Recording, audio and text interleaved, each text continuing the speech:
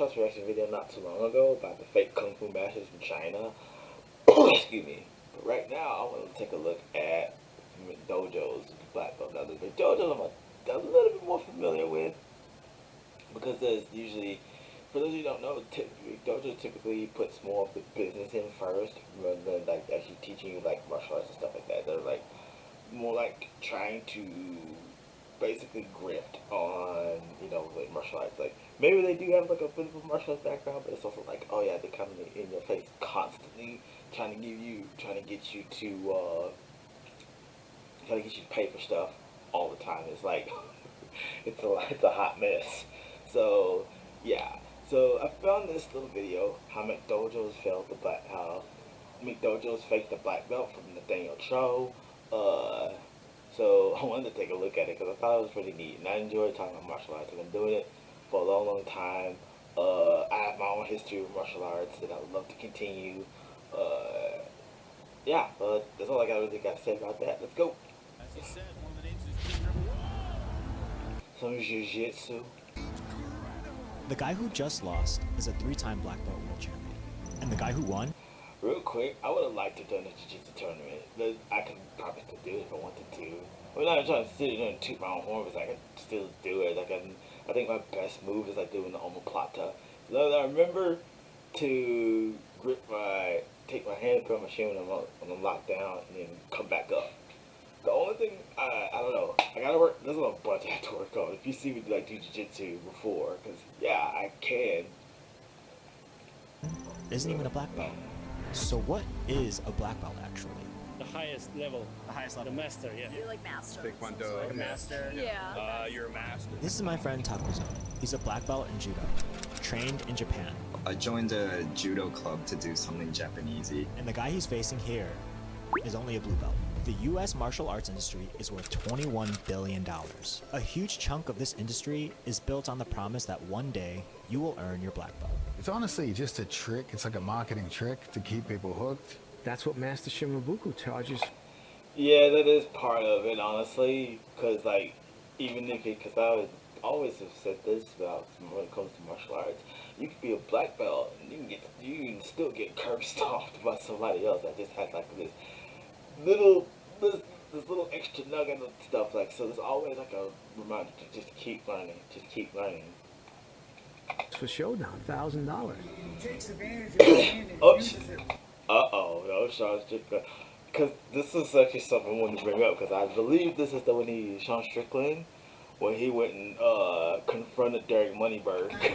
Peddle financial scams, and he sues people. And what he does is so dishonest, so scummy. But if black belts aren't even the best. Yeah, he was talking about Derek Moneyberg, who was a loser. Belt, then what does it mean to be a black belt? And what are we even paying for? I reconnected with a childhood friend, interviewed a martial arts researcher, and even spoke to an ex-member of Japan's national judo team to find out what it really means to be a black belt. To understand the story better, I took it to the streets to get a baseline understanding of what most people think a black belt represents. Okay, so then, do you guys know what a black belt is? Yeah. Oh, like the top. The top level. Is the highest? The highest level? Yeah. Except, look, we should just get this myth out of the way. Black belt actually isn't the highest rank you can achieve. In most martial arts, black belts start at Yeah, like the 10th, 8th, like it's like the dans. Like become like a first dan, second dan, third dan, etc. In like in karate, that's the one I know. Godan, or first grade, which means they can keep acquiring new ranks. This is your first degree, second degree black belt, and so on. In Brazilian Jiu-Jitsu, Judo, and even some styles of karate, a Rokudan, or 6, gets to wear a red and white paneled belt, which in Jiu-Jitsu is called the coral belt. So that isn't to say a black belt means nothing. It's still a significant achievement in many martial arts, a marker of mastery in your martial art. Or is it? Let's say you own a gym. Here it is.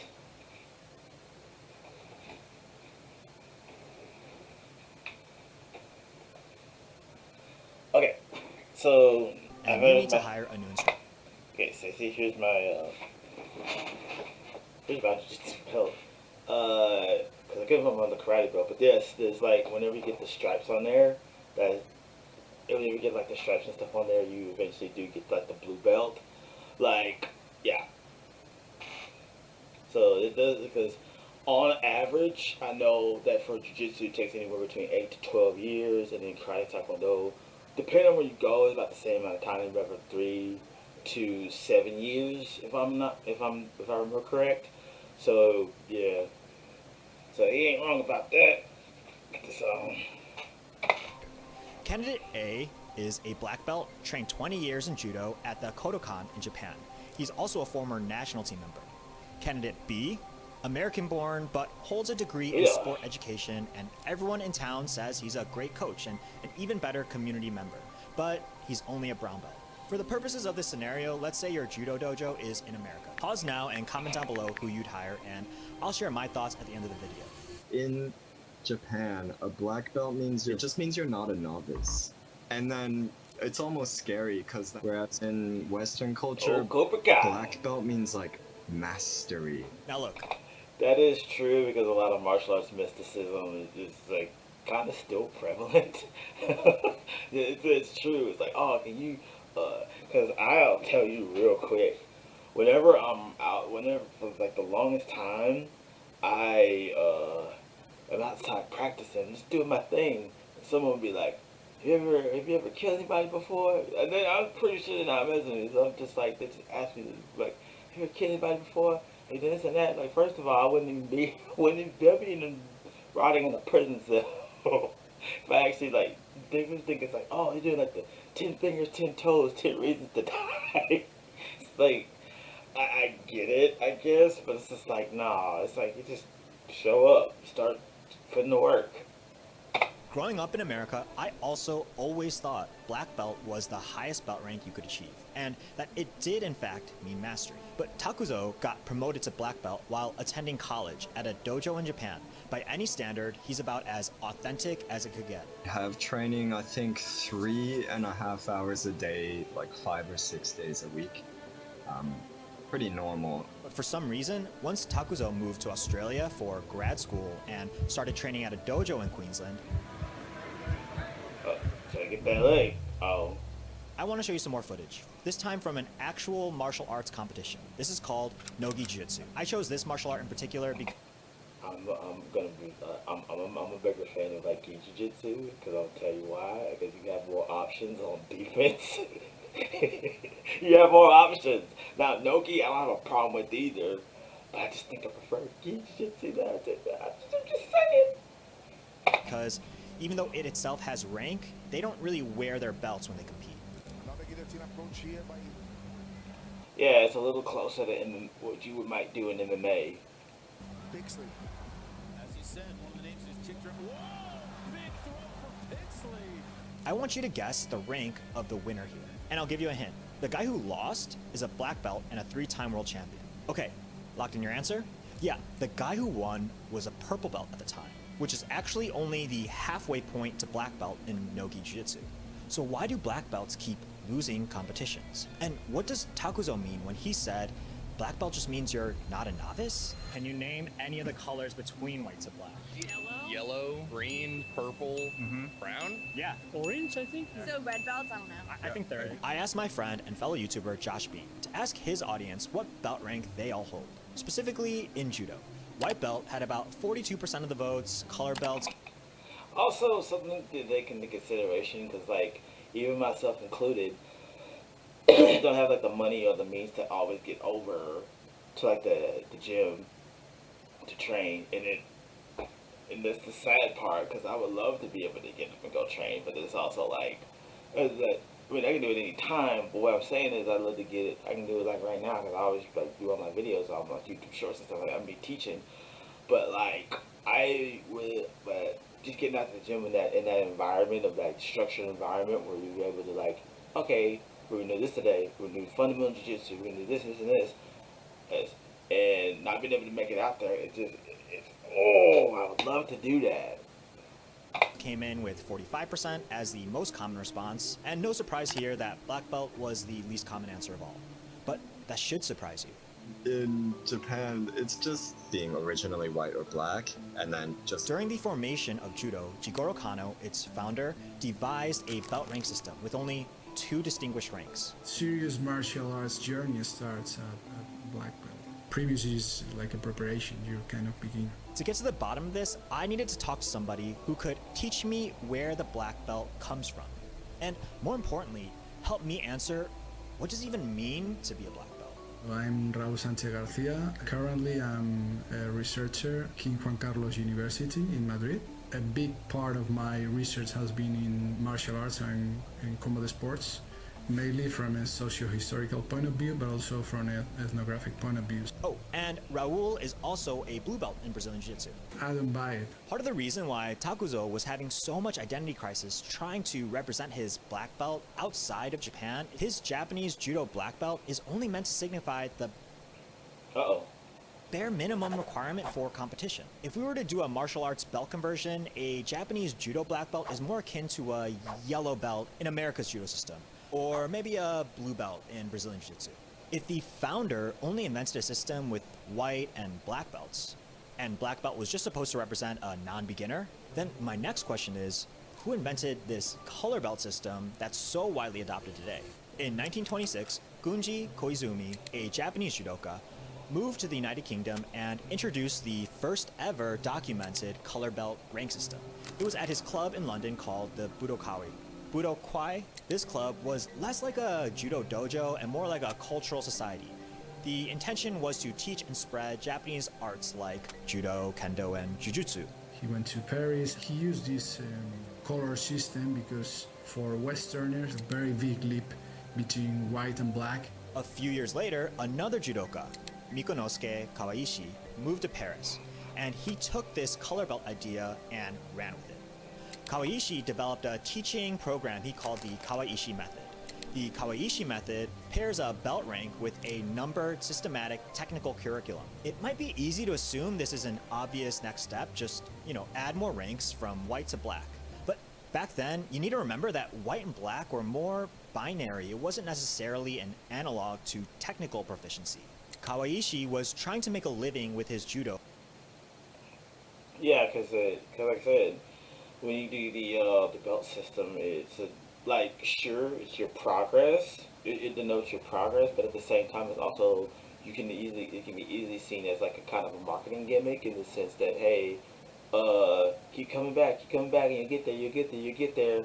It's like, yeah, and then I can see where a lot of people people who run McDojo's and stuff like that, your Joshua Fabios, your Derek Moneybergs and stuff like that, and they would take that idea and just run with it. People who aren't in the know about like martial arts as a whole. While living abroad, and noticed his French students were asking for a visible way to show off their progress. Ever the businessman, Kawaishi devised the modern color belt system we know today: white, yellow, orange, green, blue, brown, and, of course, black. If you train judo in America or Europe, this is most likely the color belt system you're familiar with. Kawaishi's success with his own dojo led him to publish very influential books on his teaching methodology. Standing Judo, My Method of Judo. To this day, a lot of the judo world, North Africa, parts of Latin America, most of Europe, all receive judo through the French, i.e. Kawaishi system. And to this day, in France, the system still bears the Kawaishi name. Once Kawaishi's color system took off in Europe... So it's a lot like the Gracies here in America with the Brazilian Jiu-Jitsu. Gotcha. That's truly when every other martial art... And the Machados too. ...borrowed it. Brazilian Jiu-Jitsu can trace the origins of their belt rankings back to Judo. Karate also inherited their belt rank system straight from Judo, which then means Korean Taekwondo, which was founded in post-war Korea and established by practitioners who trained in Japanese Shotokan Karate. More on this story in the future. They can also credit their belt. Yeah, the Shotokan, yeah, because it makes sense, because since oftentimes you said, because like Taekwondo and Karate are like, they're very related, because like the long kicks and stuff like that, like Shotokan Karate, usually is that wide stance, and like what you see in like the point karate videos, you see like, oh, it's power, baby. Not Kyokushin. Kyokushin is fighting in a phone booth. Ranking system to Judo. In fact, Even Aikido, a martial art that doesn't even wear colored belts, they implemented a Dan system adopted directly from Judo. The color belt system was a Steven Seagal. a means to allow Judo to thrive outside of Japan. Give the people a short-term goal to chase after, and something that was supposed to represent their progress in the martial art. Another thing that gives people the impression that black is the final tier is from things like BJJ color belts. This like steady ascension of ranks. But none of the founders of this system realized the world of problems they introduced once students started wearing something that represented a pecking order within the dojo. It's a hook to keep you invested. It's like a multi-level marketing scheme, you know? It's like... Unfortunately, it can come off as such. And it's sad because I really love martial arts, and if you couldn't tell by like what you see on this channel, like I'm not saying like anything like super mega like insightful martial arts that ain't been said already, but I love martial arts, and you know, like that's the part you have to kind of have to accept that that's unfortunately a fixture in there, that's sort of like cult like MLM scheme type deal. It's like I want to be able to, you know, that inner strength and all that other good stuff. But yes, he's not wrong. They want to get the blue belt. Yeah. They want to get the purple belt trick. However, if you're talking to a female that doesn't train, then a black belt signifies something of great importance. And how that might influence how we collectively view the black belt. In 1988, the LA Times ran an investigation into a man named Frank Dux. Dux had built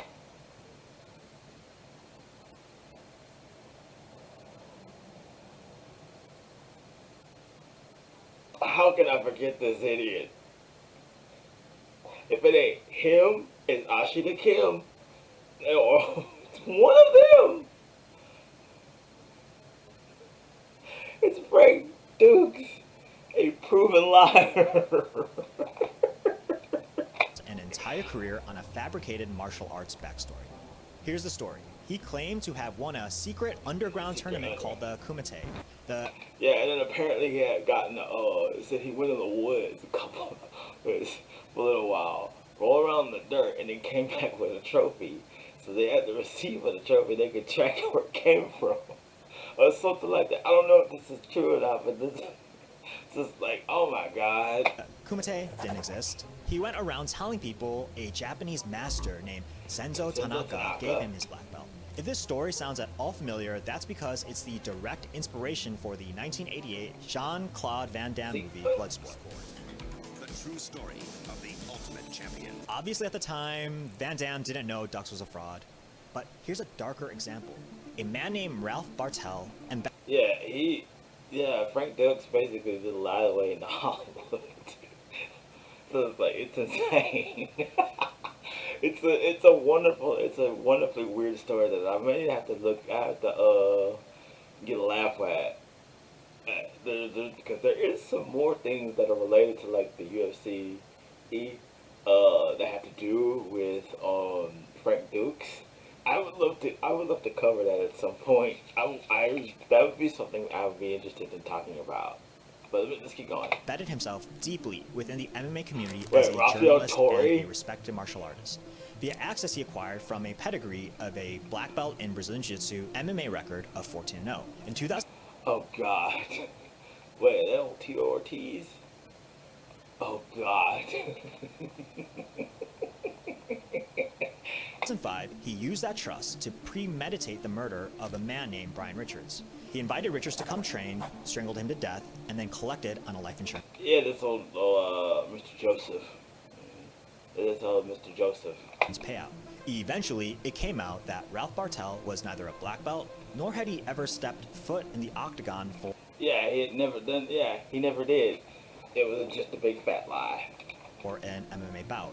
He's currently serving life without parole. But it's hard to imagine he would have ever had the opportunity to commit the crimes he had committed had people ever questioned his pedigree.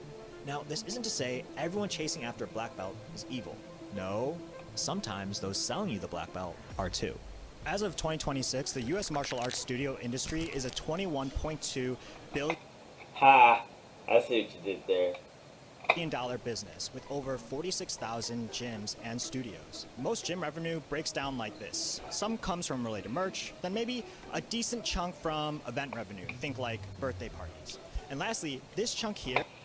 Yeah, 10% membership fees, 50% belt fees, 10% merch, 5% of it. See, that's the thing. Membership fees, like, you know, because boxing gyms do this too. Well, they'll have a bunch of people and they'll have to ask them to, like, there's like a one-time payment of like X amount of money. And then, because I feel like when they do that, that's that kind of assurance that they got something out of it. That way, you don't, that way, if, just in case you don't come back, then they've at least got something out of it. And yeah, that's the kind of, yeah. So that happens, and it's because they got to keep the lights on too. But yeah, that's something I think about too. Merch, yes, because I know the gym I went to, they're selling like their own like little T-shirts, decals, cups, you know, their own rash guards. Events, they do jiu-jitsu seminars, things like that, and then belt fees. I think people do like. They do like belt tests and stuff like that. I think that's a part of it too. Here is devoted to revenue from belt-related fees. These are testing fees, new belt fees, new rash guard fees, advanced promotion or fast-tracking fees. You see, many students will pay for extracurricular private instruction with the express goal of fast-tracking their belt promotion. But could the right student with the right master earn it in only 90 days? Martial arts are a largely unregulated industry in the United States. There's nothing stopping a martial arts dojo from establishing, say, 17 belt ranks, each with their own $100 testing fee, and plenty of them do that exactly. Many people, many in the martial arts community, like to call these studios McDojo's. Nowadays, there's what makes a daddy? Maybe it's just being the very best at what you do. A harsh critique on what is called McDojo. Commercialization of the martial arts, mini steps and mini grades, so they pay for each What is it, Beyblade? Was that Beyblade martial arts? And yeah, that's Look like a at 'em. motivational thing. If the people want black belts, then give the people what they want. As a business, it's your job to provide that service for them, which is exactly why we have multi-year prepaid contracts, unregulated testing fees for belt promotions, black belt club membership programs, fast track promotion, stripe systems that create sub-belt promotion cycles, i.e. more promotion fees, gear and uniform upsells tied to your belt rank. I mean... Yep. That's all, those are all true, and it's very predatory. That's just good capitalism. But if this color belt system is such a powerful teaching tool, money-making tool, if it was so successful in growing judo abroad, then why didn't it ever get brought back to judo in Japan? So he wanted to create something Japanese for the world, an educational discipline like judo that could not. Something that I did learn is that something I did learn was for a lot of old school martial arts school, a lot of old school martial places, they focus a lot more on the martial arts. And the teacher, the instructor usually just does it because he's for the love of the game. He ain't tripping about money. If he wants you there, he was gonna want you to be there. In fact, they usually keep it. They usually kept the classes relatively small because they were really about trying to make a lot of money. So they kept the classes small. So yeah, that's a big part of it too. Not only be for self-defense. Many fans of my channel will be familiar with this history, but Jigoro Kano is the founder of judo. He's also locanually the father of Brazilian Jiu-Jitsu too, but that's another topic. Go watch my other video if you want to learn more. Hey, there you go. Yeah, I'm gonna have to get on that too. In 1883, all the techniques that make up modern judo already existed, but Kano decided to shake things up a little bit. He systemized it and pruned some of the more dangerous techniques, and he starts handing out the first ever Dan ranks to 2 of his students. A couple of years later, around 1886, he introduced a visible marker to separate the advanced students from the beginners. And that's where we get our first ever black belt. Some of these fighters, because they were debasing the moral views of judo, he would never equate technical proficiency to color. Beyond just the belt system, when Kano created judo, he was not designing a fight ranking system a la chess elo. The purpose of the study of judo is to perfect yourself and to contribute to society. He was designing a holistic education system, one you practiced with your body. And if you're asking why belts was so special about belts, I asked Raul the same thing. The belt was just like a regular belt. Oh, I do too. I was too. He does a lot about Iaido and a lot of Japanese swordsmanship. Or tightening the clothes. It's a cheap belt to make too. Like it's just like fabric. The belts, or obi at the time, already existed as part of everyday clothing, and likely was just an easy, replaceable item. But then if you're now wondering, why is it white and black? The origin is in Neo-Confucian 8 trigrams and Chusi dualism. Before Kano, Japanese martial arts schools didn't use belts at all. Ranking existed in some form, but it was done through paper, like certificates, in a system called... That is true, because like, I know there's a bunch of other like martial arts schools and stuff like that. They usually do have those certificates of like, you know, I trained at this place, certification all around.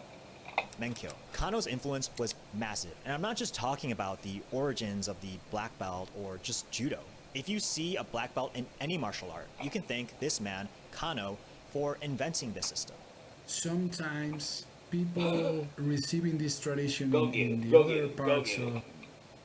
I mean, me in the backyard working on those VTuber martial arts videos. But it's like, yeah. The world, they're more Japanese than the Japan. I mean, this time is pretty good. Just gotta get that leg up just a little bit higher, working on flexibility. Have you ever seen martial artists like bow to each other? Respect? Respect, yeah, for sure. Respect. When the game is starting, they are showing respect to each other. Yeah. Why do you think they do that? Out of respect. Respect. Yeah. So if you don't... And you bow, try to keep your eyes on the person. I always make a point that if I work on practice kata, bow. And keep eye contact. No, martial artists bow, like a lot. Step into any judo dojo around the world. Bowing, and you step on the mats. You know, if you leave the mats, you... Yeah. Yes. One of the first instructors at it. Hold on. No. Stop. One of the first instructors I had when I was first like trying to really sink my teeth into doing more martial arts training within a more structured setting. What he would do is like, if you gotta go to the bathroom, you're gonna have to. Oops. If you gotta go to the bathroom, you leave the mat, you bow. Come back, you bow. You come in, you bow. He would emphasize that a lot, and so that just basically stuck with me. So like, yeah, anytime I'm like training the gi, it's like, oh, bow. It's like, yeah. So it was like that was something that I caught on to. Bow to each other. And then when I did jiu-jitsu, every time we start our class, we do bow to us, bow to the instructor, bow to the Gracie, bow to the instructor, ding, and then when we start class and then when we end class. Before and after practice. Yeah, that's kind of, our just culture. Walk into any judo dojo and you will see a picture of Kano high up on the wall, and it's the same thing with like with the Gracies. They got like where I was training at, they had the picture of I can't think of his name.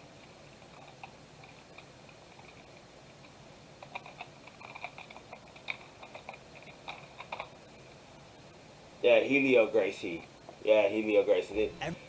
They had like a framed picture of like Helio Gracie, so like bow to the strip, bow to field, bow to us. It's like, yeah. Every class will start and end by bowing to this picture. Not just in Japan, but in places like Australia and America. Bowing here is a little bit different from like in Japan, somehow. In Japan, bowing, ojigi, is a normal greeting. It is the cultural equivalent of like a handshake. People bow when they meet, when they thank someone, when they apologize, when they pass a coworker in the hallway. In Japan, it's just what happens. It's not like separate from the rest of the culture. They don't typically shake hands as a greeting in Japan because body contact between strangers is considered intrusive. Bowing is a polite, non-intrusive way of acknowledging one another. Now, last I looked, most of my audience is watching from non-Asian countries. So if you're a martial artist, I really want you to ask yourself, why do you bow at the dojo? You're talking casually or as you would. Well, I mean, it's just show respect. Like I said, it's just show respect to like what I'm doing. Like it's like what I've done, me doing martial arts. It has like a long, long history, and I want to do my best to respect that as best I can. At workplace, there's this standing before the line in front of the instructors and then bowing to a portrait of Kano up on the wall, but then there's like kettlebells underneath us, like, you know, the bench press machine, and hey, make the best use of the space you got, cause like there's some places like there's like some dojos like a little hole in the wall, and they're trying to stuff everything in there, punching bags. There's a little hole in the wall, man. It's not from lack of effort. It's almost from misplaced effort. Now, look at what bowing has historically meant where some of my viewers are from. Let's say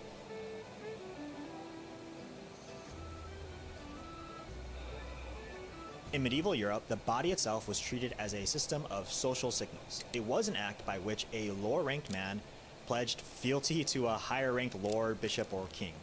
The bow in the Anglosphere has always meant submission to a superior. Now, obviously, nobody is out there getting down on one knee and kissing the hand of sensei at the dojo.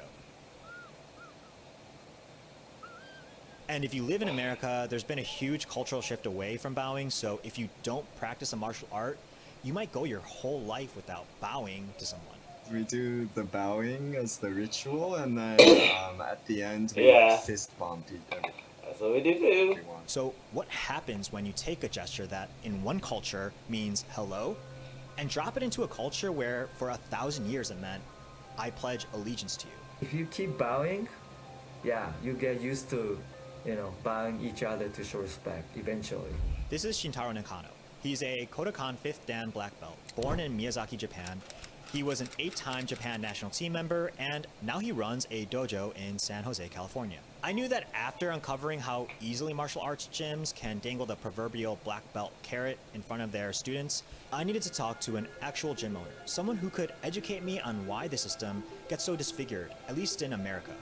Senpai has a lot of responsibility. You're supposed to take care of your kohais, like teaching, staff, helping. It's kind of fraternal, like the elder brother figure and then the younger brother figure. I think I've seen the anime. Okay. Japan, martial arts dojos do have a built-in hierarchy system. The black belts are senpai. Senpai and kohai. Upperclassmen, and the kohai means underclassmen. The white belts are kohai. But this isn't like a soldier pledging allegiance to the senior commander. Instead, there's a sense that the senpai also carry this heavy burden of responsibility to foster their juniors. And this isn't just something you do once you enter the martial arts dojo. The senpai-kohai dynamic is a part of school, your workplace. Japan, it's embedded into the Japanese culture.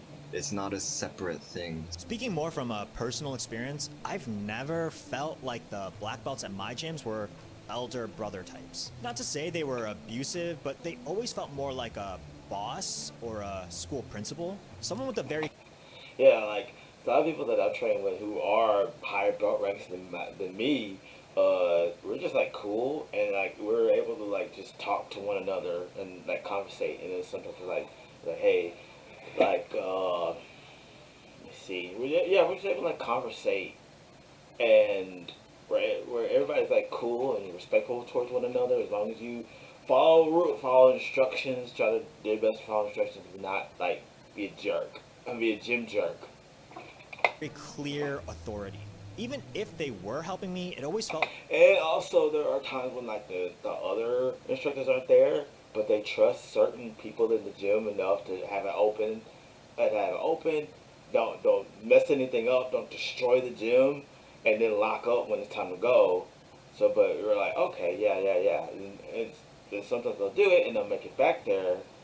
And sometimes they'll do that, but then the instruction will show up later on. But they trust they trust certain people that they work with to be like, okay, we know he gonna show up. We know he gonna clean up after they're done, wipe the mats after they're done, all that stuff. So yeah, very unidirectional and not akin to say you're almost brothers in arms, like in the dojo. This isn't me saying Japan good, America bad, but what happens when an outsider sees this? What happens when such a person isn't actually interested in the martial art itself and just wants the unchecked power that comes with holding a black belt?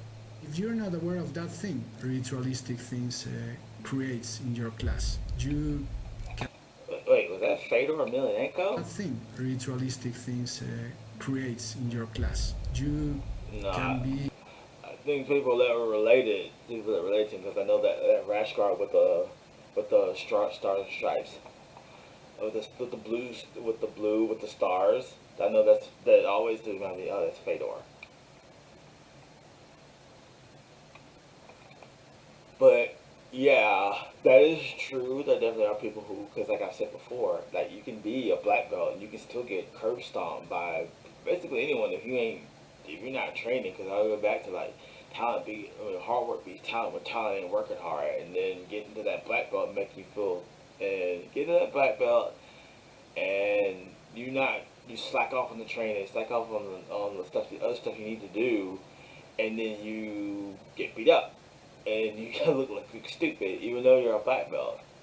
Even like an abusive teacher, your students they're nothing and they owe to you and all that things, so you need to be aware. He's going to leave his legs behind, just like any other human being. One thing I want to stress here is judo is both very popular and taken very seriously in Japan. So most practitioners start when they are very little, which is why by the time my childhood friend Takuzo was ready for his black belt test, I was just physically abusing 14-year-old children to get my black belt testing in Japan, because that's usually the age when people are getting it. In Japan, judo dojos aren't private, for-profit businesses. They are publicly funded and usually tied to your university or school club program. Once you understand that, every single thing about how Japan handles its belt system kind of falls into place. In France, Kawaiishi needed to solve a few problems. First, how does he grow this obscure martial art form while abroad? But in Japan, that's not a problem because judo is one of the most popular and well-recognized sports in the country. Kawaiishi also needs to solve customer retention. Once he gets them in the door, how does he get them to stay long enough to actually earn their black belt and start their journey? To Japan and then visit local judo clubs and then ask who wants to be Olympic champions. The majority of the kids will raise their hands. In America, people don't start judo to be an Olympic champion. And finally, Kawaiishi was trying to make a living running a dojo. He needed money.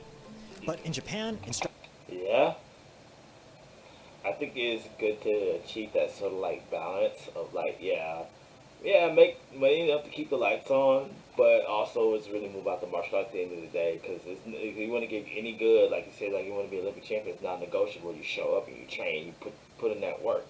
Instructors are salaried public sector employees. In terms of... And then when I think about MMA too, that's where there are taxes when it comes to like that, because I know there's a contentious topic about fighter pay, and they get their show money and they win money, and then there are taxes, and then there's still that take home that they have to use to like for living expenses and stuff like that. Overhead costs, the facilities of the school, and students don't pay the tuition taxes do. There are actually very few commercially run judo dojos in Japan. So if you're a middle-aged man looking to start judo for the first time in Japan, tough. Which is why martial arts like judo and kendo still don't have colored belts. They never needed an artificial system to stay alive. So what?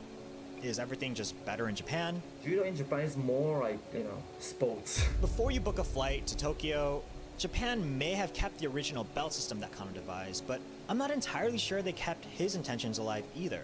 In Japan, we don't really care about color of the belt.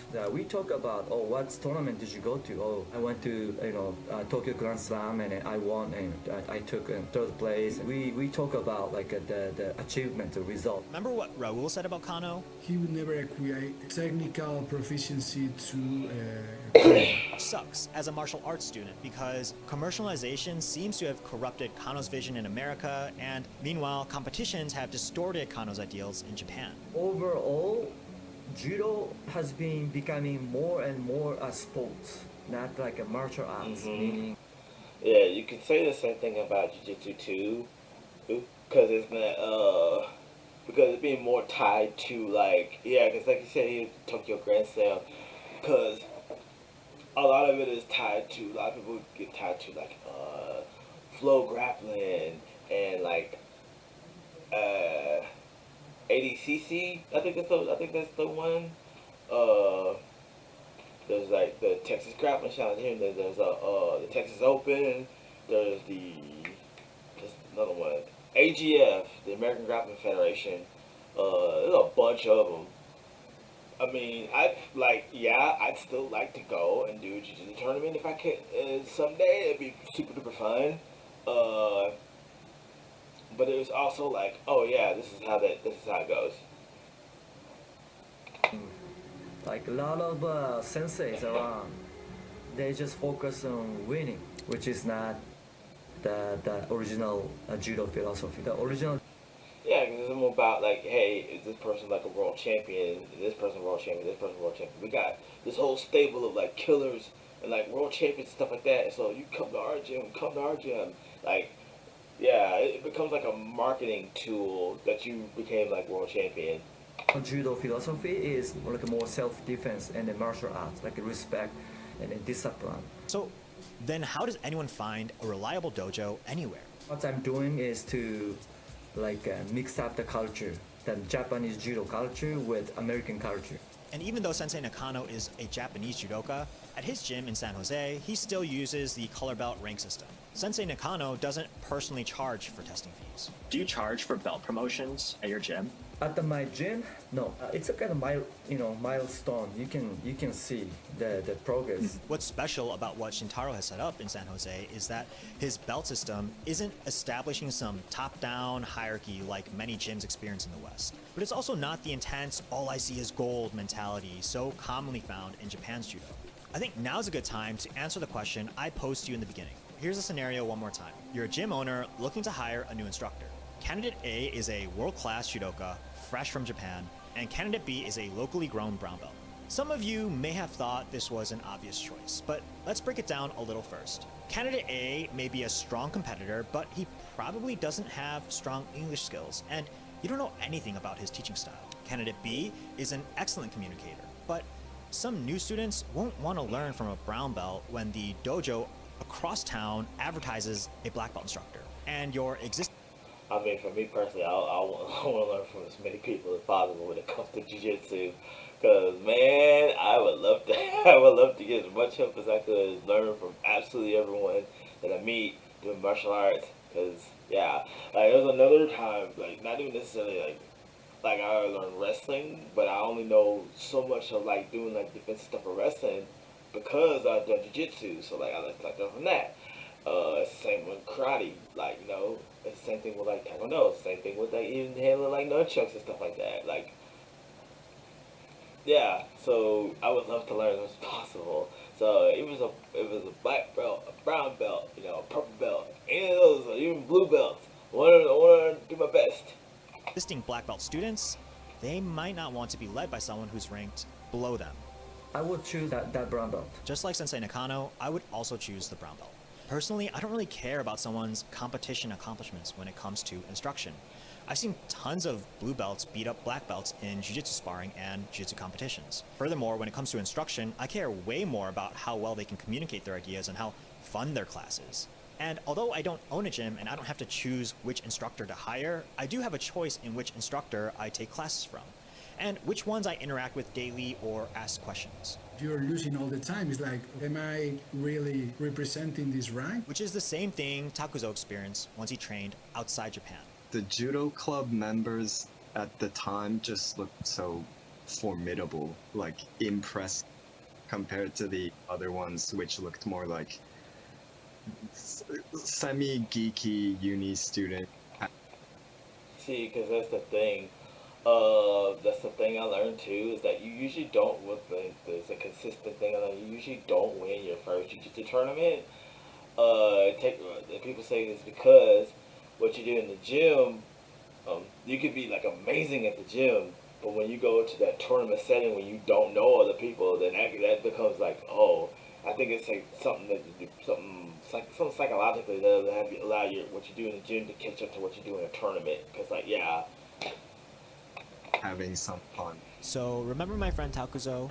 In Japan, his black belt meant just the beginning. Entered the Western training world as a black belt. They're all friends, like, not the belt or the hierarchy, there's none of that. They're just kind of like training friends. Look, my take is that taking a piece of clothing and treating it like the finish line is the very reason that some black belts feel imposter syndrome. The same reason that some people pose as black belts to gain power. And it's also the very same reason why some gyms are able to profit off of insecurity. There's no way to make an objective comparison between belts. Maybe it's more like a marker of a personal journey. But now I want to know what you think. What does it mean to be a black belt? And who decided that for you?